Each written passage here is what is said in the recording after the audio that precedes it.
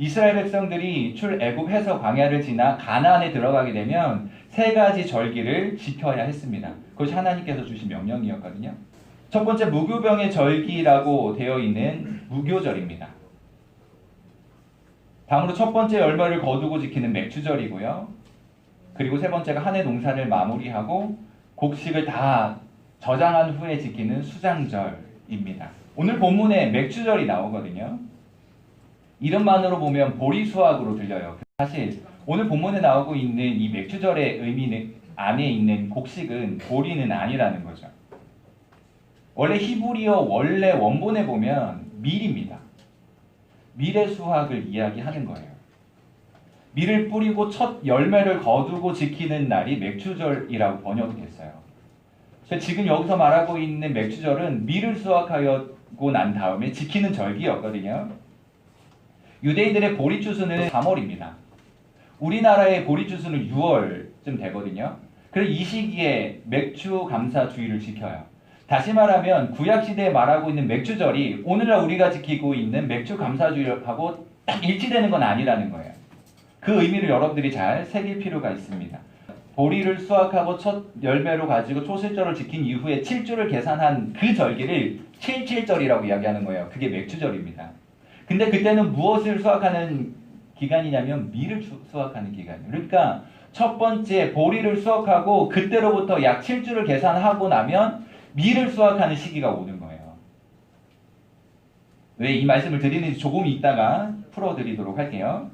3월에 이 초실절을 지키고 7주가 지나가면 5월입니다. 그죠?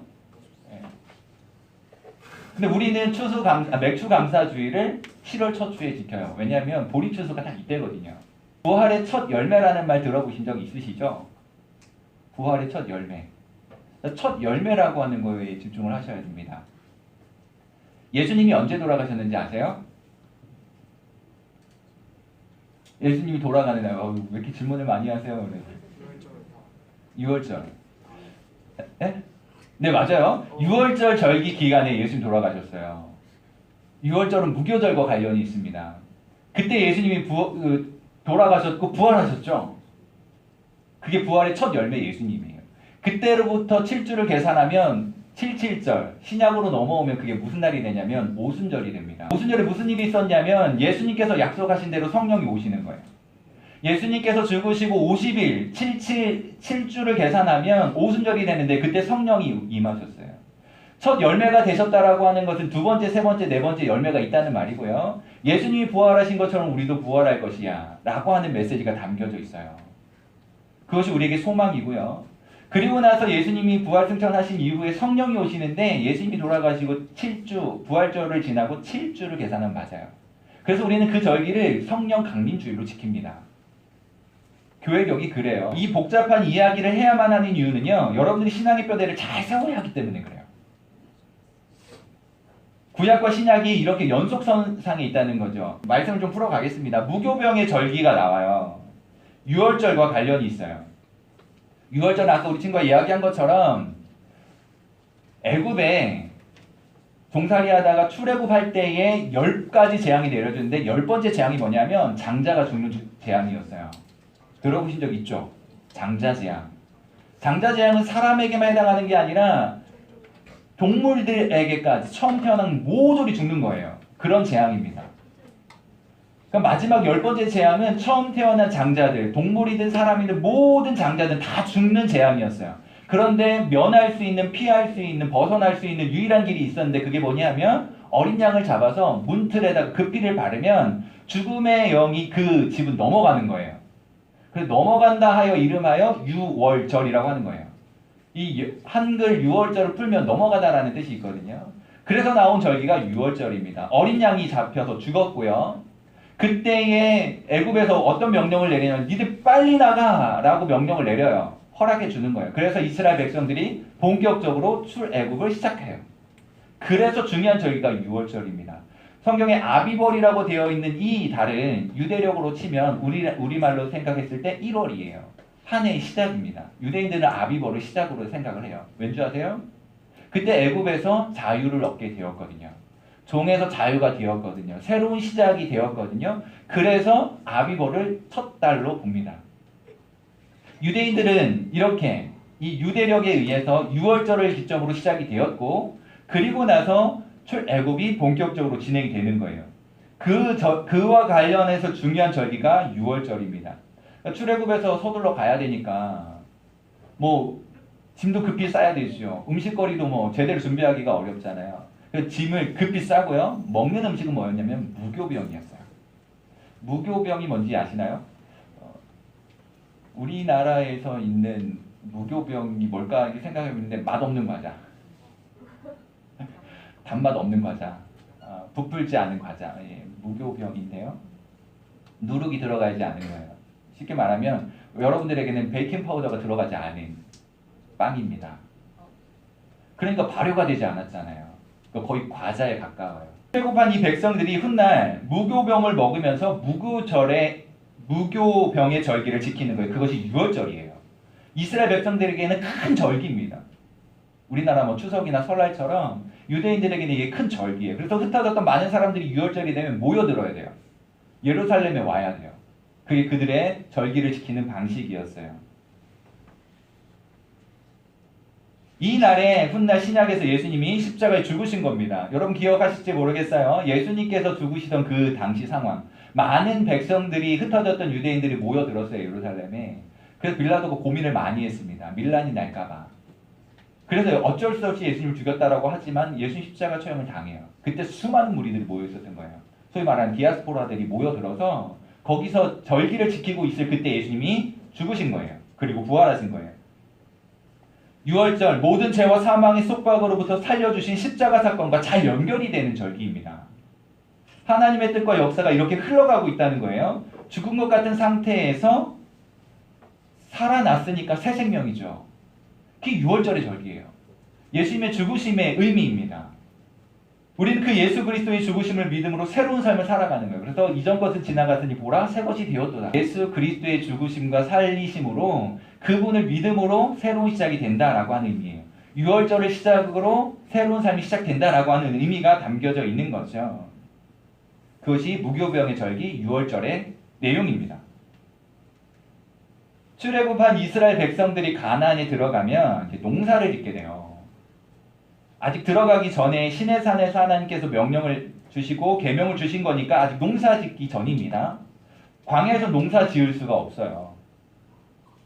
하지만 가나안에 정착하면 가능해져요. 보리와 밀을 심고 처음 수확한 절기를 지켜요. 그것이 맥추절입니다.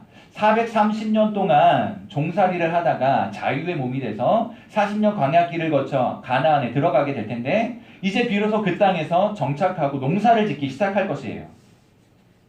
그때 처음 거둬들인 수확물을 보면서 이스라엘 백성들이 어떤 생활을 했을까?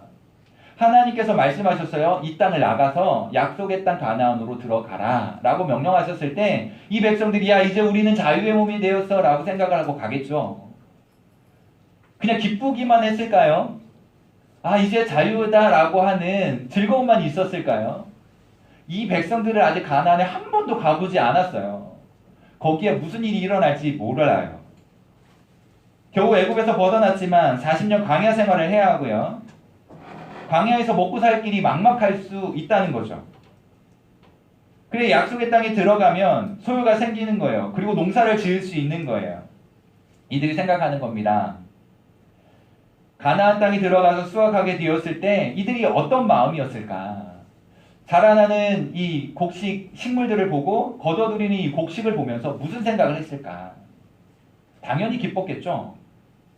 그동안 광야에서 어렵게 살았는데 이제 드디어 우리 땅에서 나는 이 식물들을 먹을 수 있게 되었으니 얼마나 기뻤겠어요. 그런 것들 생각했을 거란 말이죠. 파종하고 수확하게 되었으니까 얻은 곡식에 대한 기쁨이 틀림없어요. 가나안에 들어와서 처음 파종을 하고 익어가는 보리와 밀을 보면서 이스라엘 백성들이 마음이 어땠을까 한번 상상해 보세요. 씨앗을 뿌렸어요. 그 어떤 마음이었을까? 싹이 났어요. 자라갑니다. 이들의 마음은 어땠을까? 이곳에 오기까지 참 많은 일들을 겪었는데 지금 생각하니까 참 꿈만 같구나 하는 생각이 드는 거예요.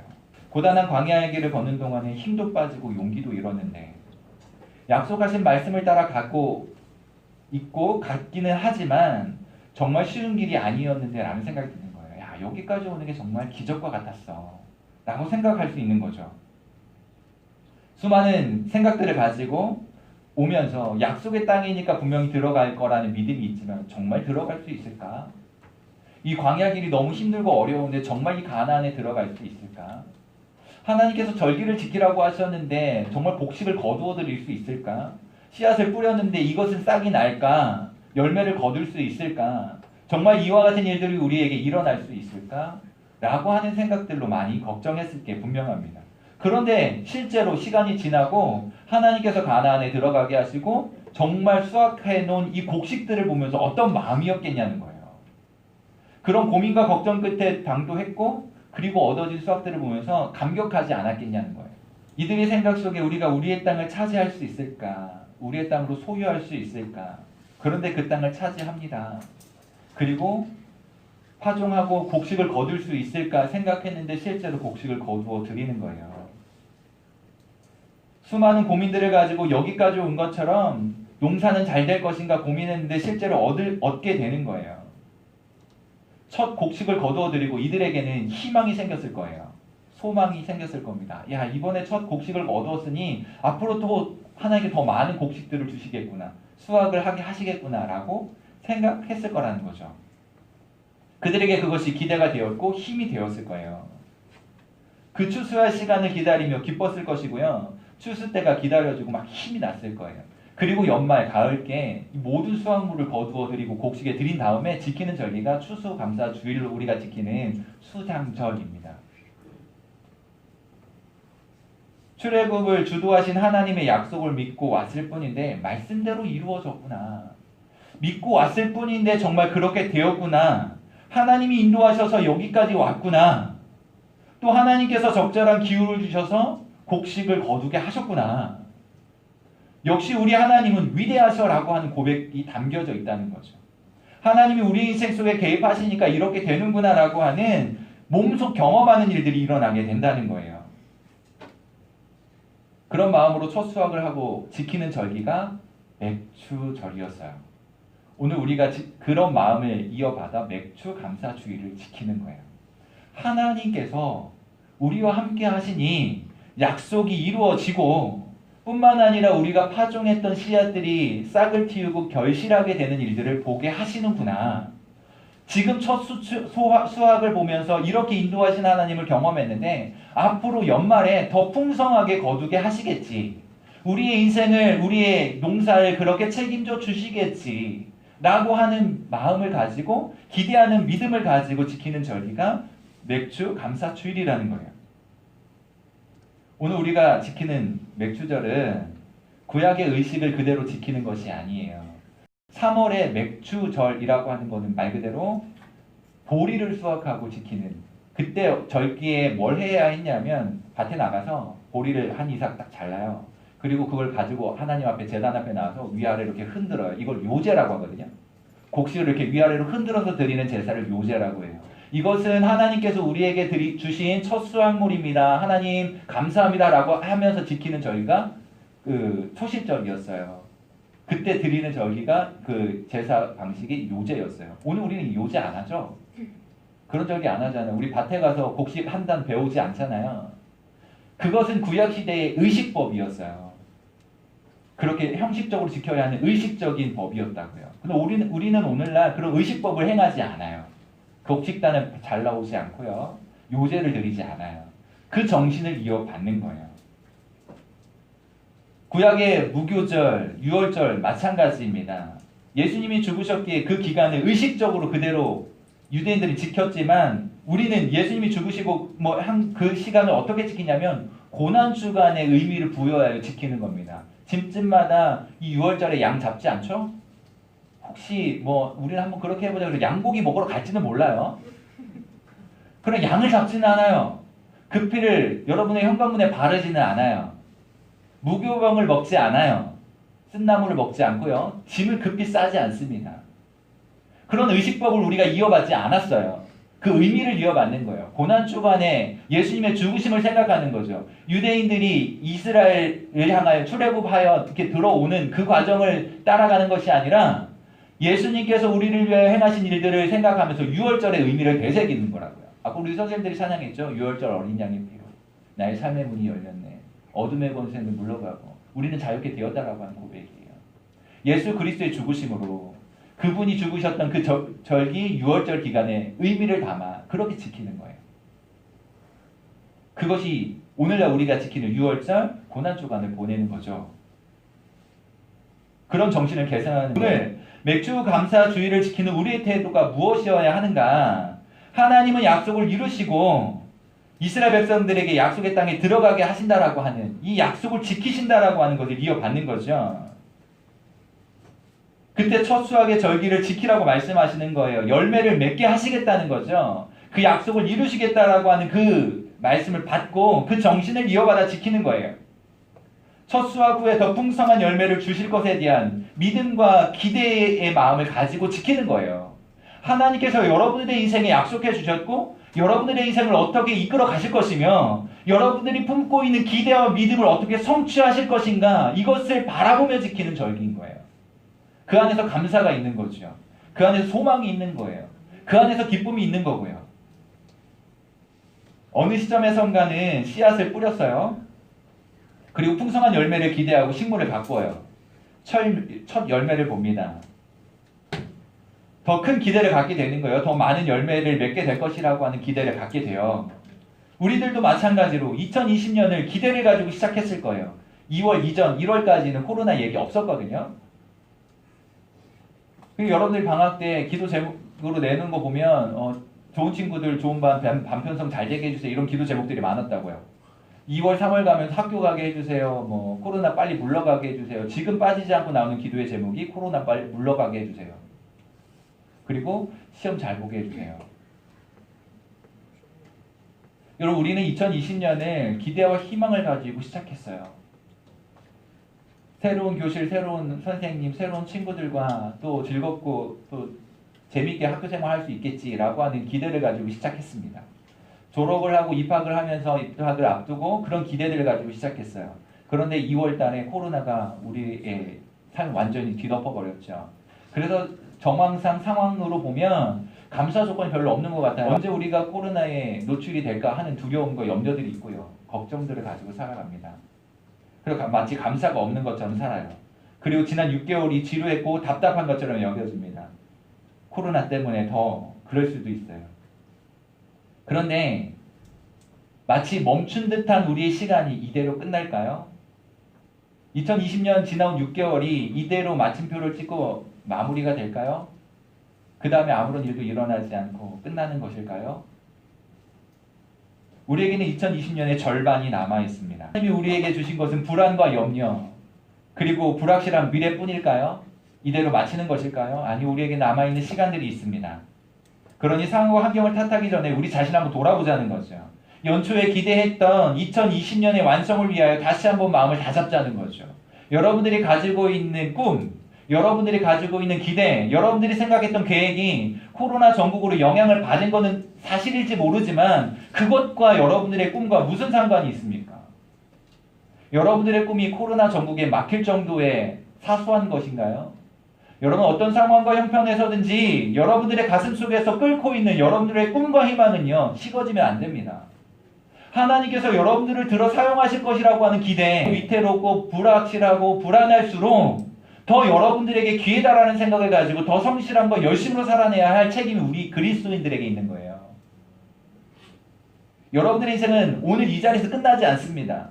우리는 내일을 준비하는 거예요. 남아있는 6개월을 준비하고 살아가는 거예요. 어떤 일이 일어날지 몰라 불안하긴 하지만 오늘 말씀을 보는 것처럼 하나님께서 인도해 주시고 이끌어 가시면 된다라고 하는 믿음 가지고 가는 거예요. 나이가 들면서 철이 나는데요. 철이 날수록 자기 자신에 대하여 많이 돌아보게 돼요. 많이 생각하게 돼요. 지금 여기 우리가 있는 이유가 뭔가? 여러분 신기하지 않으세요? 내가 지금 여기 있다는 거, 우리가 여기 있다는 거 한번 생각해 보세요. 얼마나 신기한 일이에요. 작년 말에 여러분들을 만나고 지금까지 온 것이 목사님에게는요. 기적이에요. 중고등부라고 하는 낯선 곳에 와서 여러분들을 만나는 것이 처음엔 긴장이었는데 여기가 가서 여러분들을 만나는 것은 목사님에게 기적입니다. 앞으로 어떤 일이 일어날지 모르지만 여러분들과 함께하고 있는 이 시간은요, 목사님 정말 기적과 같은 시간입니다. 낯선 곳에 왔는데 여러분들이 있었고요, 여러분들을 조금씩 알아가고 있습니다. 목사님의 마음속에 여러분들이 다음 세대의 소망이라고 하는 생각이 있어요. 여러분들이 좀 행복했으면 좋겠고요, 건강하게 신앙생활 잘했으면 좋겠어요. 목사님에게 허락되어 있는 시간이 얼마일지는 모르나, 여러분들과 함께 할 수 있는 시간들이 얼마일지는 모르나, 이것 하나 여러분들에게 분명하게 심어주고 싶습니다. 여러분들 통해서 하나님께서 크고 비밀한 일들을 이루실 거라는 거예요. 누구를 만나든지 누구와 함께 하든지 어떤 일이 일어나든지 하나님께서 여러분들을 책임져 주시고 이끌어 가실 거라는 거예요. 여러분들이 다음 세대의 소망이라고 하는 사실들을 좀 기억할 수 있었으면 좋겠습니다. 바로 여러분들이에요. 여러분들이 소망이라고요. 그런 여러분들을 만나고 있는 것이 기적입니다. 한순간도 소홀할 수 없는 목사님의 책임이에요. 하나님께서 맡겨주신 사명이라고 생각하는 거예요. 하나님께서 다음 세대로 세우셨고 그들을 여러분들이라고 여기시고 만나게 하셨기 때문에 여러분들과 함께하는 이 시간이 결국 소홀하게 지나갈 수 없고요. 그 한순간 한순간에 의미를 담고 싶고요. 성실하고 싶은 거예요. 그 속에서 목사님이 드러나는 것이 아니라 여러분들의 인생 속에 개입하시는 살아계신 하나님이 드러났으면 좋겠어요. 창조주 하나님께서 여러분들의 인생을 이끌고 가신다라고 하는 것이 목사님을 통해서 경험됐으면 좋겠고 우리 선생님들을 통해서 경험될 수 있었으면 좋겠어요. 우리 중고등부를 통해서 그것들이 드러날 수 있었으면 좋겠어요. 여러분들에게 더 풍성한 결실을 주시려는 하나님의 마음을 좀 알았으면 좋겠습니다. 이것이 깨달아지는 것이 감사한 거예요. 그 감사의 마음으로 남은 하반기를 소망 중에 달려가실 수 있었으면 좋겠어요. 하나님께서 우리를 그렇게 책임져 주실 거니까 마지막에 하나님께서 어떻게 해주실지를 한번 보자는 거죠. 하나님께서 어떻게 여러분들의 인생을 이끌어 가실지에 대한 기대를 좀 가졌으면 좋겠어요. 그런 기대를 가지고 열심히 하자는 거예요. 여러분 또 달려가겠지만 믿음으로 소망하며 힘을 내셨으면 좋겠습니다. 내 힘으로 달려가려면 못해요. 하나님이 주시는 힘으로 하셨으면 좋겠어요. 그렇게 달려가겠지만 믿음의 소망을 가지고 힘을 낼 수 있는 우리 친구들 다 되실 수 있기를 간절히 바랍니다.